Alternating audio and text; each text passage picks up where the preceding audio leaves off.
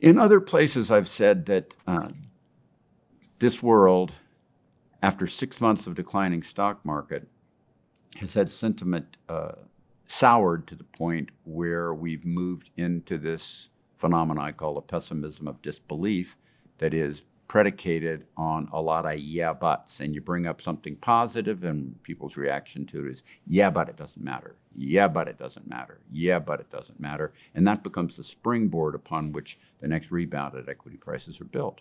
The pessimism of disbelief has been around for a long time, and I've written about it for decades. The fact is there's a lot of positives going on. One of them is loan growth is strong. Loan growth is fundamentally, people don't take out a loan if they don't have a reason to use the money. And despite the higher interest rates, loan growth is rippling along at about 8% a year. This is pretty robust. It's not killer, but it's pretty robust. No one seems to notice that. Some are contrarian positives. If Europe can overall engage in growth, which it is, at a time when it's suffering the biggest brunt of the inflation issues and energy issues from the Russian-Ukraine war,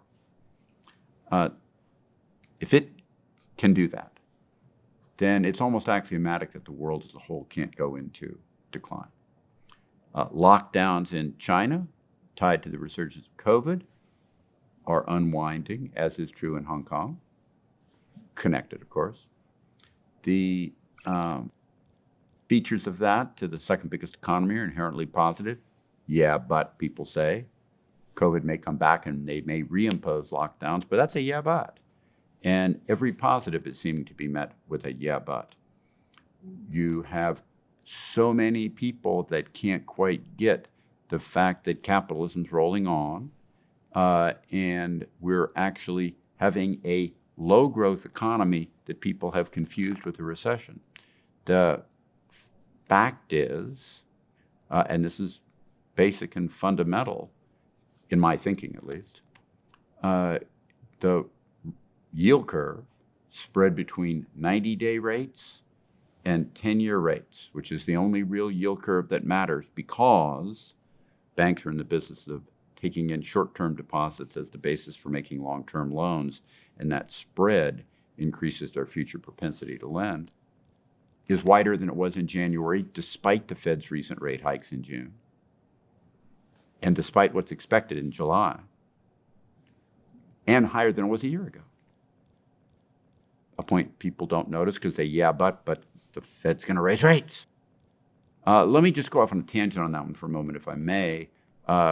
This increase in Fed fund rates by the Fed from its beginning is one that you can measure against ones in the past, and it's actually not that large, and ones much larger than this have never been met with bear market. I don't want to say that, I misspoke that. It's not that they've never been met with bear markets. It's that there's no consistency of bear markets in their aftermath. And more times than not, they have not been met by bear markets.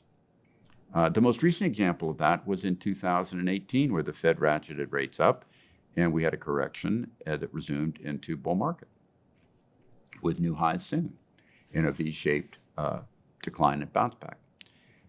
When we think about the global economy, a part that I believe to be underestimated is the degree to which we are now unwinding, not overnight, but at a fairly steady rate, the supply chain dilemmas that were extant tied to the aftermath of the COVID lockdowns.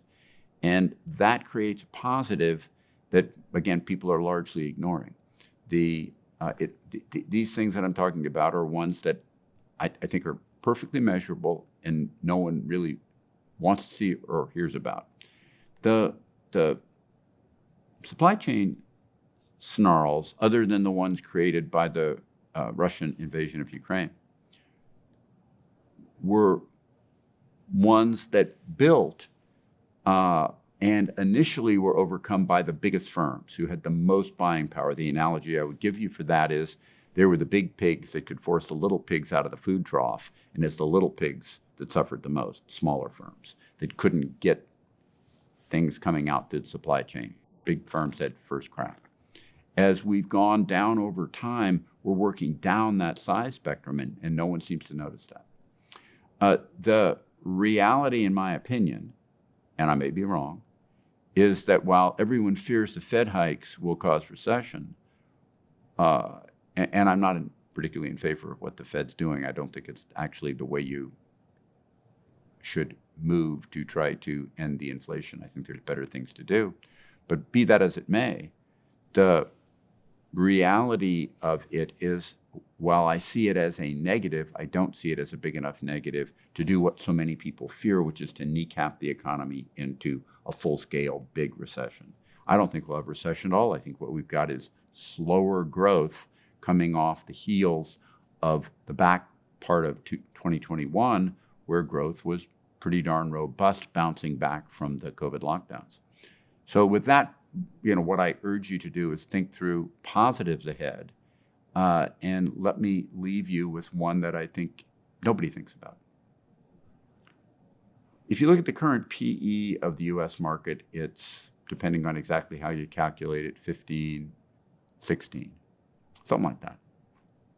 The way to think about that is to flip it on its head into an earnings yield, or 1 divided by 15, which gives you almost 7%.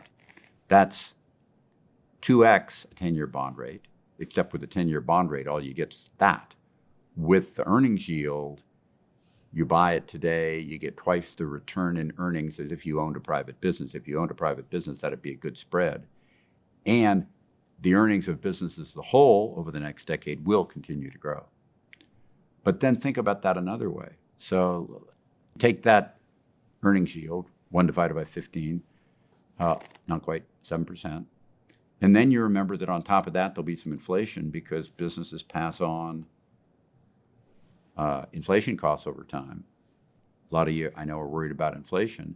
So whatever you think that inflation number might be ahead, tack that number on top. And then there's, with that, the natural function that there'll be new companies or old companies thinking up new ways to do things that will improve earnings, what I mentioned before, and a little bit of GDP growth naturally over those 10 years. And you say, which would you rather have? 3% 10-year bond, 4 and a fraction percent corporate bond that has some corporate risk, or 6.5%, 7% earnings yield that will become a bigger number moving forward with growth and some inflation. And I think the latter is fairly compelling. The only issue is figuring out the timing when someone might want to get in if they're not in now, or want to be clear that they shouldn't get out because of that as a positive that people don't think about moving forward. Thank you very much. Subscribe to the Fisher Investment YouTube channel if you like what you've seen. Click the bell to be notified as soon as we publish new videos.